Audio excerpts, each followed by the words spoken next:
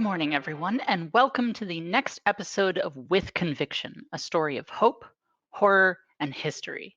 My name is Rain, and I am your GM for this adventure. My pronouns are she, her, and with me are my heroes for this campaign. Why don't you all introduce yourselves? I'm Alice, she and they pronouns that I finally remembered to put in the front.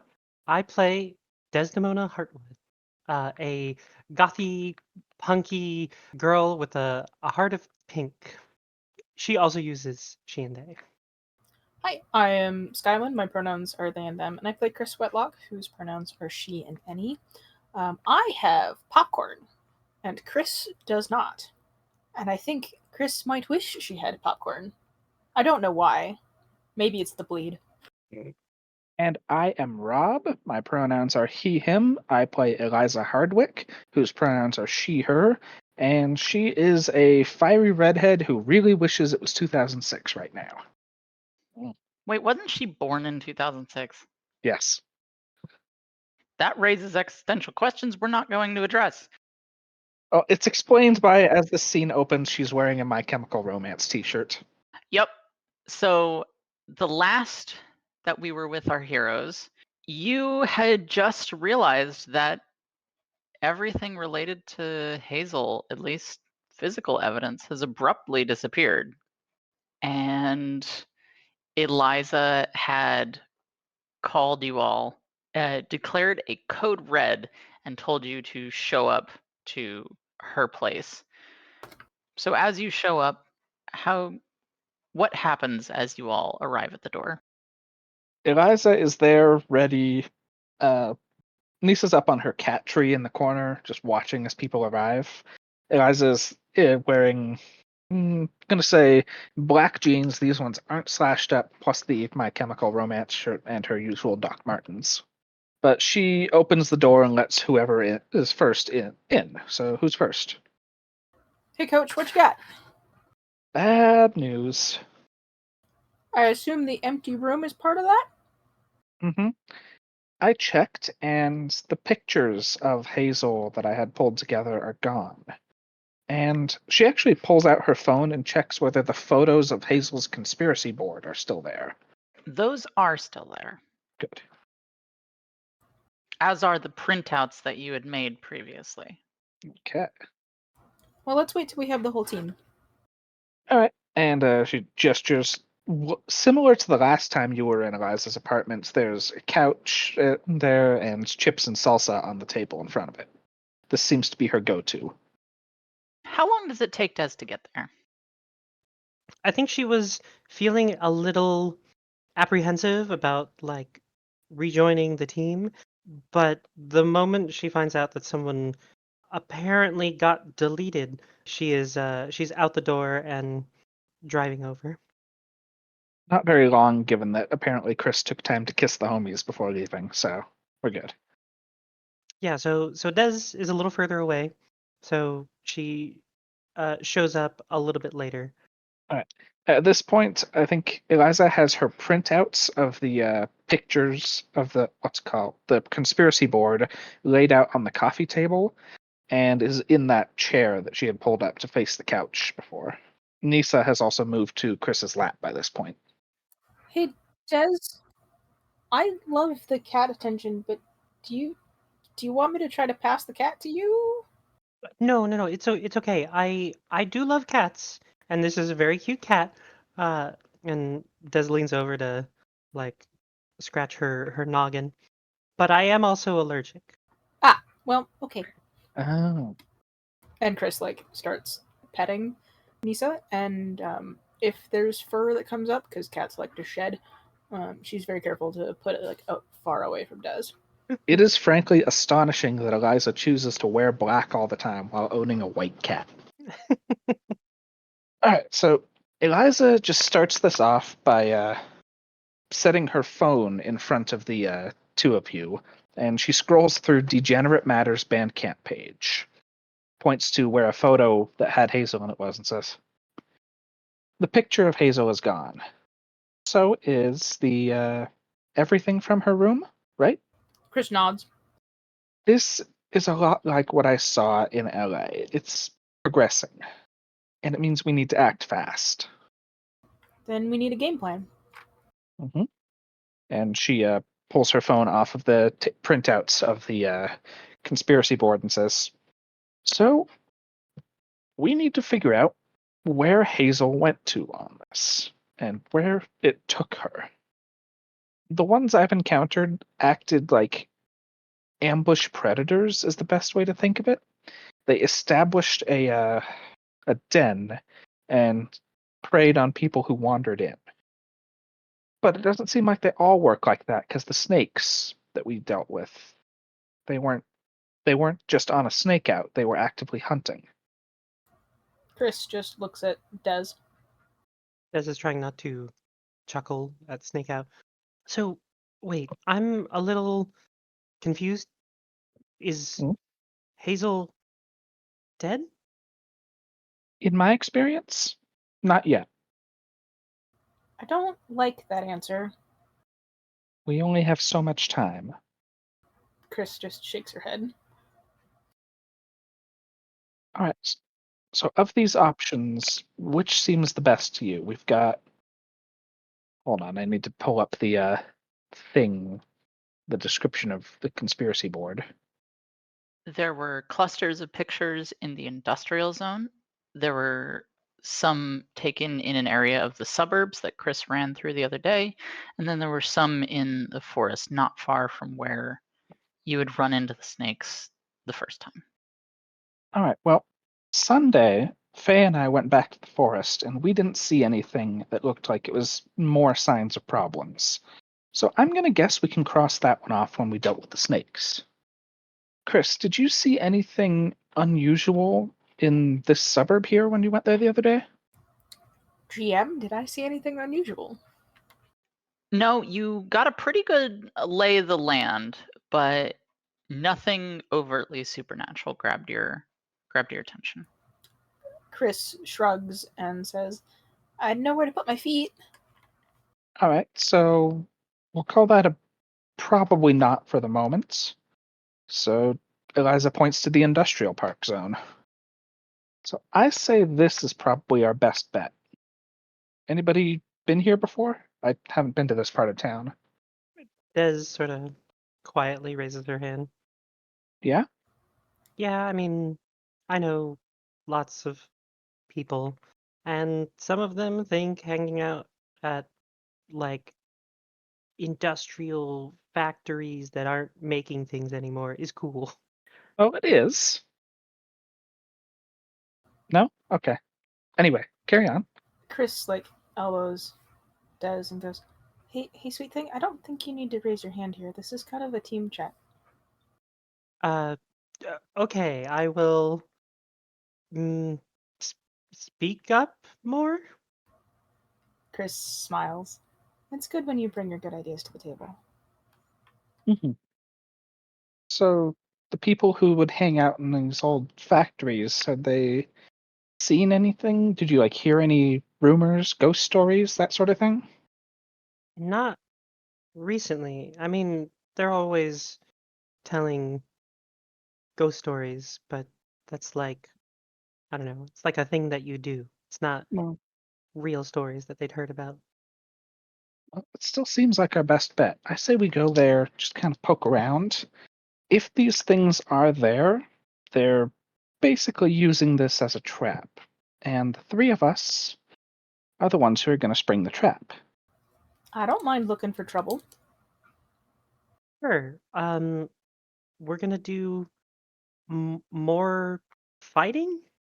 Mhm. Eliza Mm. just stands up and says, "All right, let's take my car." Hey, hold on. Hmm? Like, Coach, you came in like a comet, and it is hard not to be impressed by that kind of thing. But she looks at Des and sort of points between the two of them and goes, I don't know if we got the hang of this yet. Yeah, I'm not the last time we got in a fight, I barely did anything. And I'm happy to support my team or whatever, but I don't know that I'm cut out for the fighting. Eliza just pauses for a moment and then leans forward and taps the photos of the conspiracy board. And she just says, Hazel isn't going to wait. She doesn't have the time for us to wait. And a team without a plan gets beaten. Let's talk about it on the way there, at least. All right. Des nods and goes, "You're right. We gotta do this for Hazel." All right. And this is just happening as they're like walking down the steps from her apartment and getting into her car. But Eliza says, all right, Des, actually, she pauses for a moment to see which of you is going to call shotgun. Chris doesn't call it. She just goes to the door, expecting it. All right, that works. Eliza's car, she's driving a Toyota hatchback. It's actually, surprisingly, for somebody who seems to be living on her own, working as a waitress, it's a new car, like probably this year or maybe last year's model. But it's also fairly clean. The back, there's like a couple of blankets folded up and some camping supplies, but she apparently has rearranged things so that the back seats are up because it was recently configured for car camping. Anyway, yeah, she gets in. Apparently, Des ends up in the back seat, and as she's pulling out, just says, "Des, has it always been the shield?"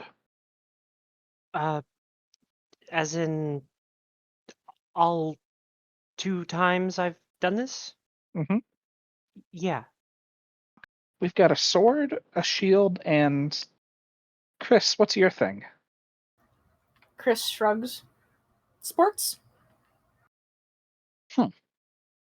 Well, I was throwing things. I mean, the best thing I could come up with to do in the moment was to throw balls at the thing. It seemed to work out all right. that worked. Oh. All right. Well, looks like I don't know. There's no, as far as I can tell, there's no rules for this. But if you get a shield, Desdemona, why don't you cover Chris? Yeah, I mean, I'm gonna do my best to help where I can. Look, you're right. Hazel's safety is more important than me worrying about this. So I'm here. I'm gonna fight with you guys. Right. Well, Des could cover me, but I'm kind of like your archer in the back. Mm-hmm. And you have just a sword, right? Well, yeah. But listen, I've played a lot of Fire Emblem, and I know you put defensive units to cover the archers. I mean, I was thinking through the Marvel movies, and like, I mean, Captain America does use his shield for a lot of defense, but he also like punches people with it sometimes. So she might be better. Des, you might be better suited like helping Eliza up in front sometimes, or like floating between the two. Maybe. Hmm. We'll have to see how it goes. I'll be honest, I haven't watched any of those Marvel movies, so I don't know. Well, regardless, I'm gonna do my best to protect you guys. All right, and I think this is like the point where it fades out, and then we're going to like have a commercial break, and then we get to where we're going. In that case, can I, for that scene we're finishing up, can I use my darkness shift trigger, the support a friend at the expense of your own emotions? Oh. Yes, that would be perfect. Mm-hmm. I think. Let me look and see if there's a trigger for Chris here. I don't know. Yeah, keep an eye out because I forgot a bunch of triggers. Yeah. Yeah, I don't think her triggers are ready yet. That's fair. This is more of a planning thing than a like leading thing. So, as we fade back in, the factory from the photos it's easy to miss. It corrugated steel walls just like every other industrial building in the area. The grass has grown long over years of neglect, and the parking lot is cracked and faded. The skeleton of a sign stands out front, stains marking out where the lettering once sat. Attached to the main structure is a small brick annex with glass doors. The lightless interior is impossible to discern. Circling around the building a few times, you find a loading dock door that's hanging half open like a yawning jaw. And inside, scuffs against a concrete floor. Well, Eliza just pulls up into the parking lot on the theory that nobody's going to care. This place is clearly closed. And hops out. She's already, actually, as she's getting out, she reaches into the little center console thing of her car, opens it up, and she pulls out a clipboard and a pen. He pulls out a gun. She does not have a gun. No, yeah. But yeah, she grabs that, tucks the clipboard under her arm. All right, what about everyone else?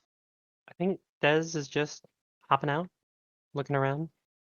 Yeah, Chris hops out as well. Let's keep an eye out. Anything weird, anything off, and if anybody asks, we are here inspecting it. And she waves the clipboard. See, I thought that was for taking notes. Well, it can be that too. And Eliza, being the direct approach person she is, she's just going to go straight for the front door.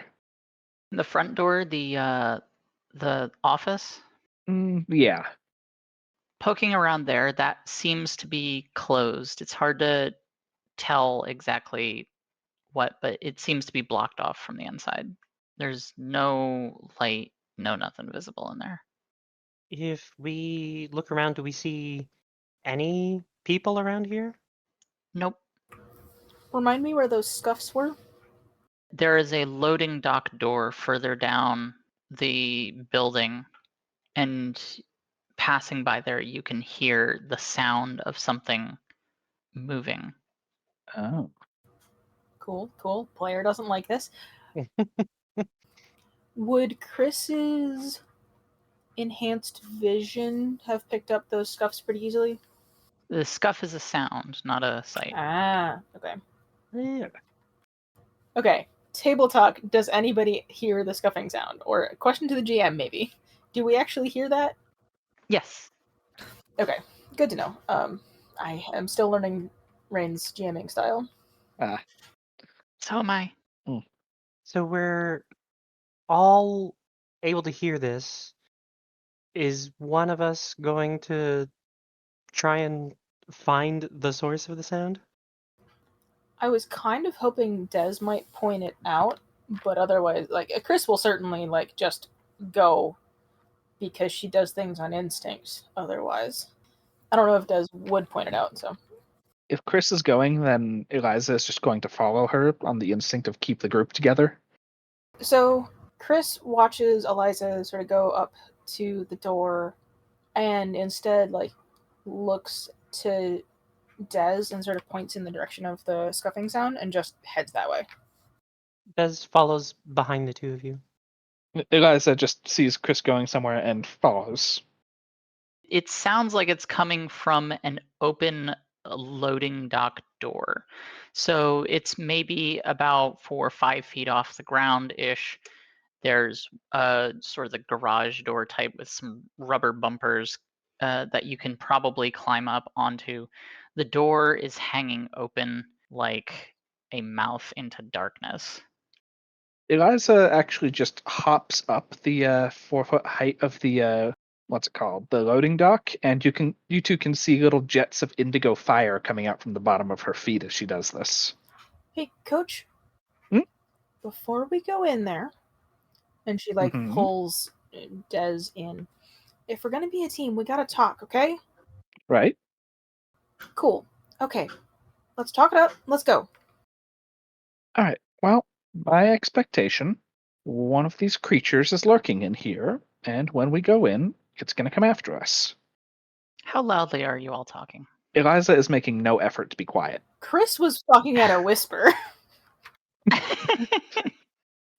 Yeah, Des is huddled up, but isn't really saying much, while the two of you are having a very strange It's not a one-sided conversation, but the volume is so different.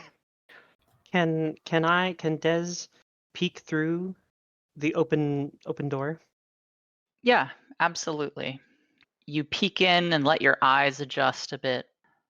The factory floor itself is a massive, cavernous room. Stains of rust on the floor tell where machines once stood. The far wall is taken up by half-finished murals, random graffiti tags, and a riot of greens, blues, purples, reds, nearly every color imaginable. Blotches of paint on the walls and floor vary in size, some the size of a book, others grand, sweeping projects. Everywhere you look, there's some kind of being done. Near the loading dock, there's a random assortment of paint buckets and spray cans, brushes, and some sundry other painting supplies. Next to them, there's a collection of folding tables or folding chairs, bean bags, a couple of crates and planks serving as tables with boxes of food scattered across them. And you can see three figures sitting around some of these makeshift tables. One of them looks over at you, Des. Hey. Uh, Chris and Eliza, they see Des like visibly relax, and she looks over at these three people and goes, "Hey," and starts wandering over towards them. So you see her apparently greet someone and then climb up into the loading dock and disappear around the corner. Does she do this a lot? We only just met. Okay. Here. Eliza helps Chris up the loading dock since it's about as tall as Chris is.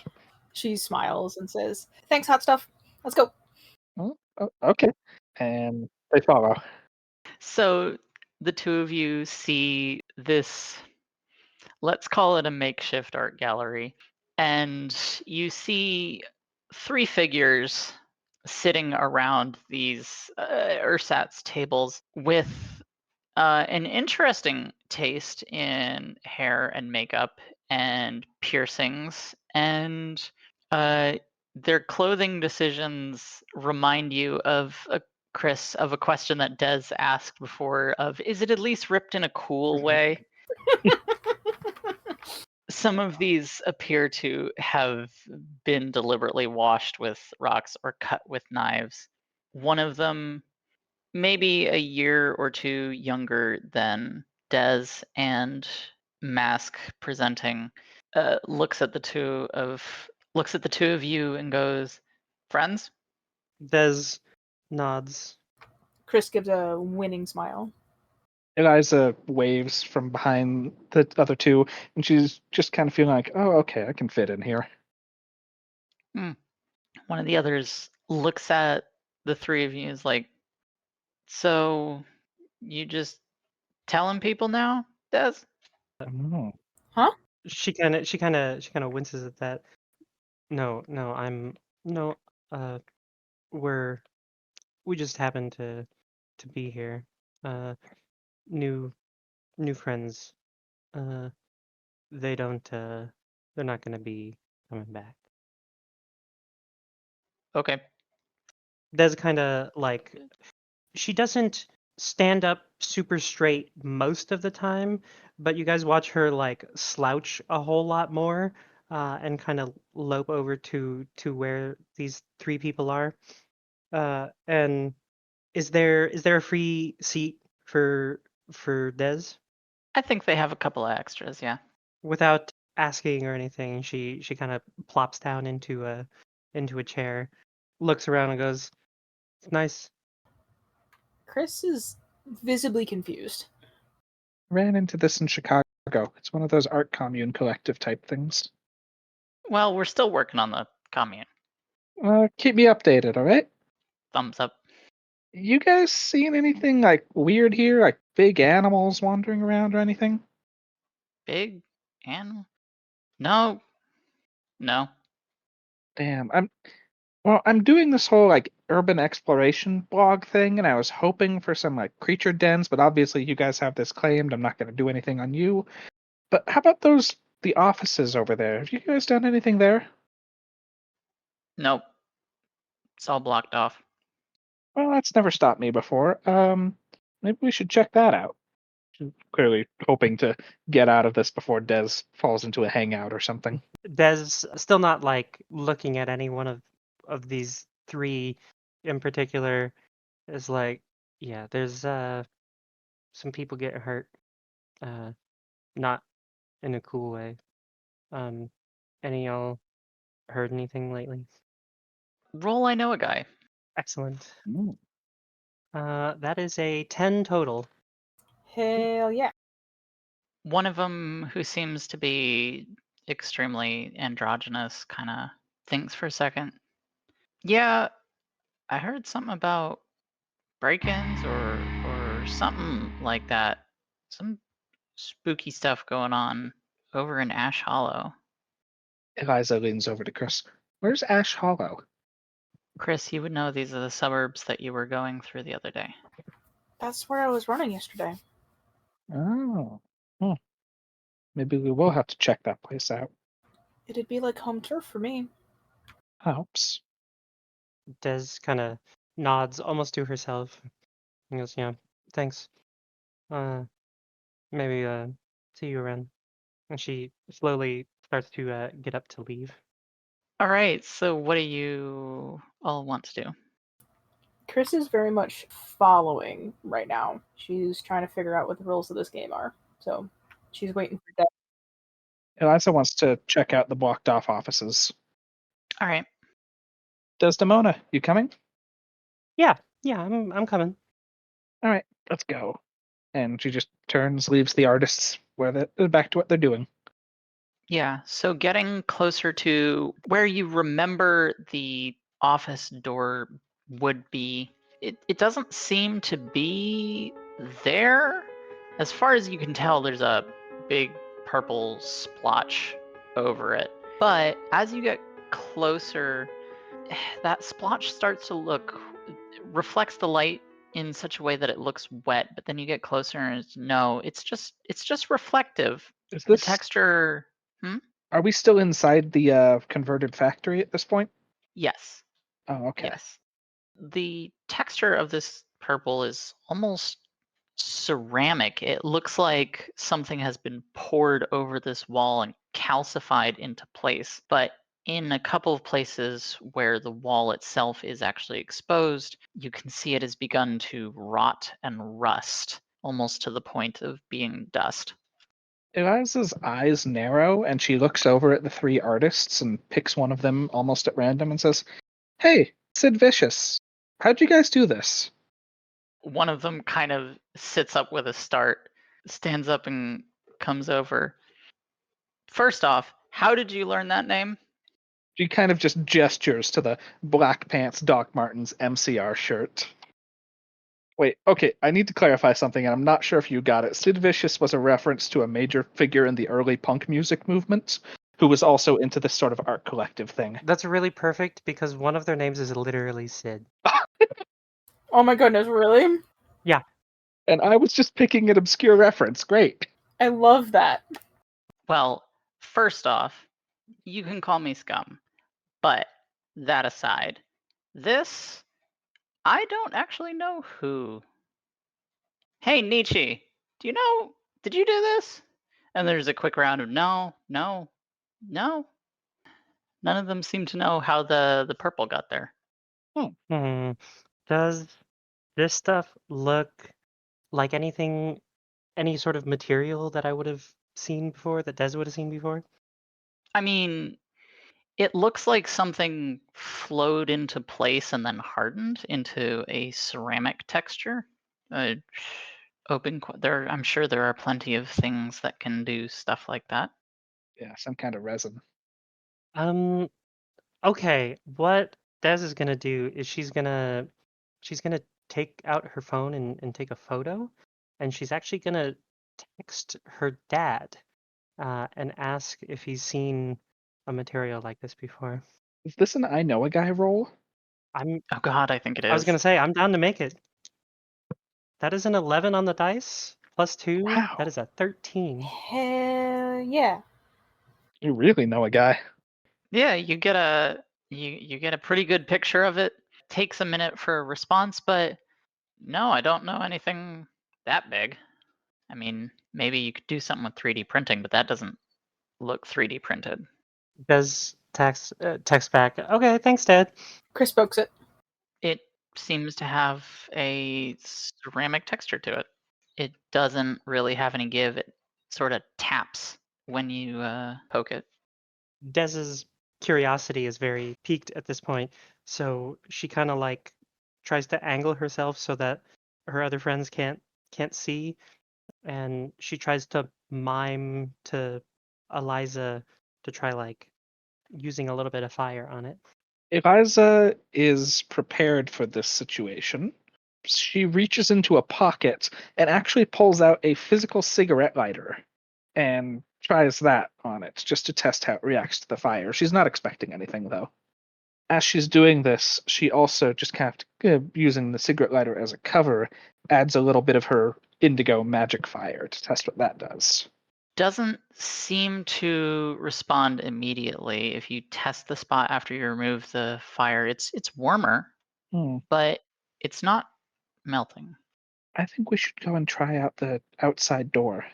Dez nods at this. I think that's our best bet right now. Chris gives a thumbs up. One of the punks is looking at this with you out of curiosity and is poking around the edges of this ceramic mass where the wall has started to rust away. You sure? I think I can see through there. Yeah, but I mean, if it's blocked off, I feel like I'm just going to try the outside door instead and see if that's easier. You know? Plus, if I don't know, I kind of like the look of it. I don't want to ruin it. Like it blends with the room, you know? Yeah, it does. Kind of got that avant-garde, almost not quite anti-authority, but it's definitely in the realm of like, fuck you, you know? It feels very. It feels like something the fool would have put together. And Eliza's like checking whether he's going to get that reference or not. That would require me as the GM to get that reference. Help. The Fool was a figure in the psychedelic hippie rock movement of the 1960s in San Francisco. All right, that might be a bit too niche. Yeah, this is Eliza throwing in all these niche references to stuff she's read about and looked into. I think he's definitely pretending to recognize that name. All right, So well, what do you do? let's go try the outside door, all right? I think Dez wants to take a look at what her friend is pointing at. Well, All right, so Eliza, you're going outside. Des, you're poking around here? Eliza's not going to abandon Dez. Okay. Yeah, because she's like the experienced one here. She's concerned about these two still. That makes sense. So poking around, like I said, these walls are made of corrugated steel. You see that around the edges of it, it's begun to corrode and rust. And if you poke at it a bit, some of the rust is so extreme that it will sort of flake away. And on the other side, brick dust starts coming out. And you can actually make out a little bit of a hole to look beyond that. It's utterly dark. There's nothing you can make out without more light, but there's definitely the offices are definitely on the other side. Okay, so I would have to like find a way to force my way through to get into the offices. It's looking that way. Now, granted, don't know how much force you would have to actually use, given that it is turning to dust. The walls themselves are turning to dust, but you might need to apply some kind of force. Okay. Important question. Did I ever get my favorite screwdriver back? I'm gonna say yeah. Okay, cool. Then I think before she tries with her bare hand, Desdemona tries to like see if she can just kind of punch through it a little bit with her screwdriver. Yeah, you're able to punch through it. You can feel a chunk dislodge on the other side, and you hear the grinding sound of bricks as something is pushed out of the wall and falls on the other side. Des turns back to the group and goes, "I think we can get in this way." What if the wall is load bearing? I think she looks at Scum and is like, that'd be pretty sick. Panic face on Eliza. I mean, if we can get it on video, that would be a great statement. I mean, if it's not load bearing, then it's an expansion. Bigger gallery sounds good to me. And one of them pulls out a phone and starts recording it. I think Chris very much does not want to be on video right now, so she backs up. Okay. I think they notice that and then point the camera away from you. Then yeah, I think screwdriver in hand, Des is gonna try to slowly like push her way through this. There's a lot of dust. You are half black and half orange by the time that you're done. And then it takes a couple of checks with your shoulder to get through the wall, the brick wall. But it does take, but you are able to get through it eventually. Eliza, during this sequence, is standing in a convenient door frame on the theory that the building will collapse. She's from California and thinks brick buildings are inherently unsafe, so... I get it. If it's not earthquake resistant, then why did you build it? Okay, so Des manages to push through? Yes, does. Passing beyond the decayed wall, you enter into a nearly lightless space. Before anything else, almost before you can take a step, the smell of heavy, damp air, thick with a sickly sweet scent of death and gangrene, strikes you. With what little light flickers in from behind you, you can make out brick walls. Tar-like tendons vine across them, errant tendrils flicking lazily through the dense air. The air does not move. Everything is silent. How's it looking there, Desdemona? This is out of character, but I am reminded of that horror one shot y'all wanted to play, and I ran it, and I understand now all of the gross faces and noises you guys were making. With everything here, Des, like, even Des is affected. She's struggling to deal with these sights and smells. And what she want to do this? I think she would lean back through this new hole and go, "Hey, Scum, you might want to take Nietzsche and Pinhead and maybe get out of here for a little bit." What? No, we're not gonna lose our third place. No. It's only for a little bit. Listen to Desdemona, please. Yeah, we're gonna. There's something gross and not in a cool way. We're gonna take care of it. We're training. No, fuck you. If you want that expansion, you're gonna have to let us clean it up. I will roll charm here if you'd like me to. Yeah, go ahead and roll. Let's see what happens. Oh god. My dice really like giving me sixes. That's a 7 total. All right. I think the others have come to, at the cursing, they've come to see what the trouble is. They talk it over for a minute and okay, fine. You can go clean up whatever that you're complaining about, but we are staying here. If the building starts to shake, just run outside, okay? I roll. All right. Yeah, I think Des drops her affectation a little bit. She goes, "Guys, please. I know how it sounds, but please, just I need you guys to trust me this time. I need you guys to take a little break. Maybe I don't know, go steal from Walmart. Just give me a little bit of time here." Eliza's like thinking on a way to get rid of these two that she really doesn't want to use for these three. I think Nietzsche is the one that ultimately kind of shrugs and is like, all right, if you say so, Des, but we're going to wait outside. Thank you, guys. And they kind of huffily leave out the loading dock. Eliza pulls out her phone and turns on the flashlight. All right, are you going inside? Yeah. Well, Much like Dez's experience, the first thing you notice is a smell. It gets stronger as you enter. There's a sweeter smell of ether that mixes with the stench of sweat and coffee. A pile of cubicle partitions has been shoved to one side to clear space for a single meeting room table in the center of the office space. Purple calcifications and black ooze entangle its surface like an unwell spider's web. Off to one side, there's a pile of tendrils that have been chopped short and heaped like limbs in a pile. On the far side of the room, light filters in through a hole in the ceiling. Below it is a glittering cache of blades. Knives, saws, machetes, every kind of cutting implement imaginable has been hoarded into a haphazard pile. Does this look like what you two ran into? Ran into where? That first one, the one you fought without me. The first one. It wasn't exactly like this, but it was really gross. And again, not in the cool way.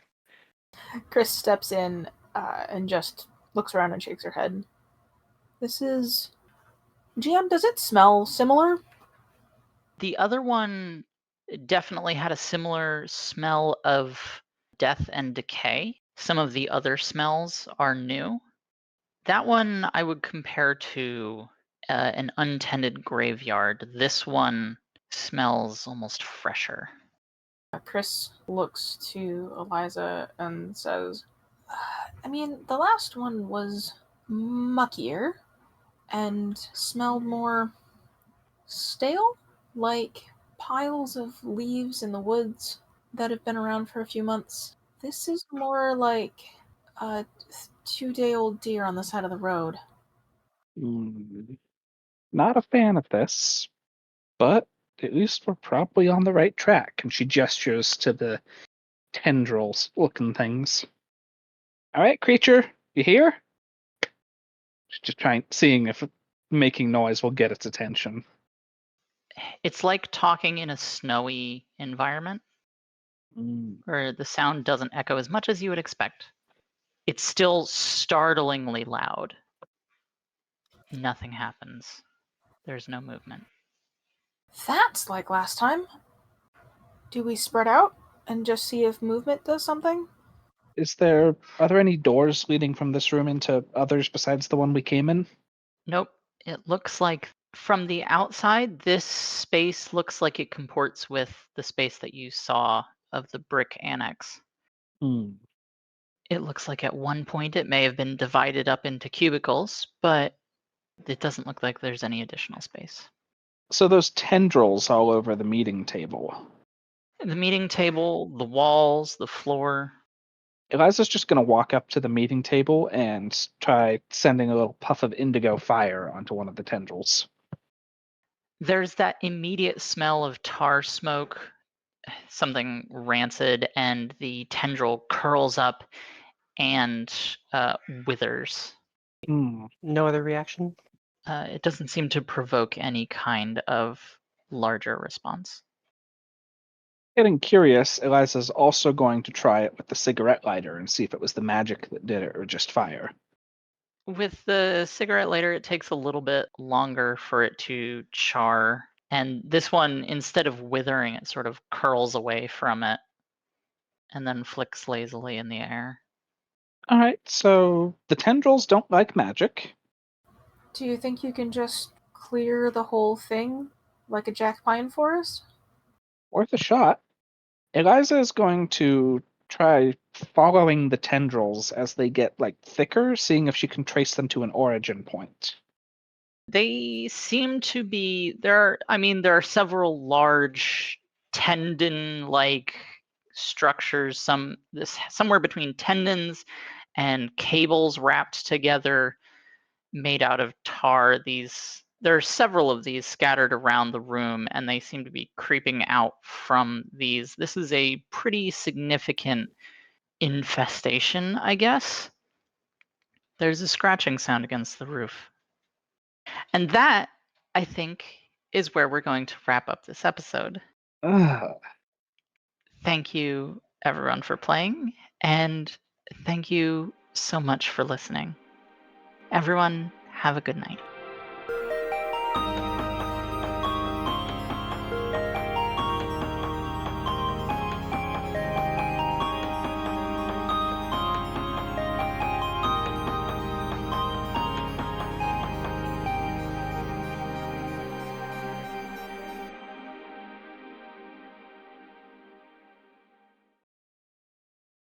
Thank you again for joining us on this adventure.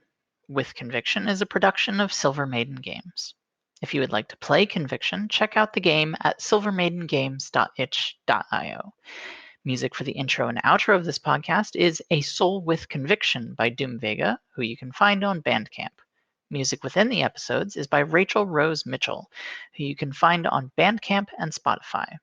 All rights to the music are retained by their original artist. Production and editing are done by myself and the With Conviction cast. Thank you all. This would not be what it is without you. You can find this podcast on Spotify and YouTube or silvermaidengames.wordpress.com. You can also find more about the game, podcast, and ways to contact us at silvermaidengames.wordpress.com.